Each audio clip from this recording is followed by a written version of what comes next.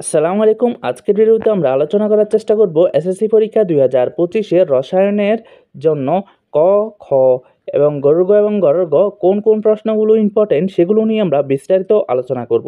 তাই ভিডিওটি না টেনে সম্পূর্ণ দেখতে থাকো। সৃজনশীল ক প্রশ্নের জন্য তোমরা 11 নম্বর অধ্যায় খনিজ সম্পদ ও জীবাশ্ম। সৃজনশীল ক প্রশ্নের জন্য তোমরা জীবাশ্ম জ্বালানি কি, 2 নাম্বার হচ্ছে গ্যাস হোল কি, 3 নাম্বার হচ্ছে রেকটিফাইড স্পিরিট কাকে বলে, 4 হচ্ছে মনোমার কি, 5 হচ্ছে অ্যালকাইন কাকে বলে, 6 সমগোত্রীয় শ্রেণী কাকে বলে, 7 বায়োডিগ্রেডেবল বা নন বায়োডিগ্রেডেবল পদার্থ কাকে বলে, 10 হচ্ছে পলিমারকরণ কাকে বলে।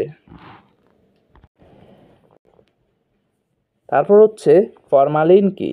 আর সৃজনশীল খ প্রশ্নের জন্য তোমরা পড়বা বেনজিন, ফেনল বা সিটেন H8কে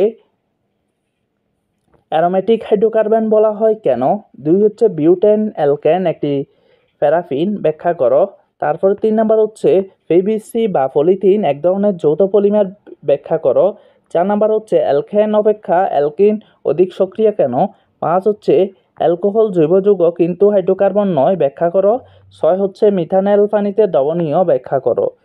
তারপরে সৃজনশীলের ঘ এবং ঘ এর প্রশ্নের জন্য তোমরা পড়বা কুমিল্লা বোর্ড 2022, রাজশাহী এবং বরিশাল বোর্ড 2021, ঢাকা বোর্ড 2022, 21, 20।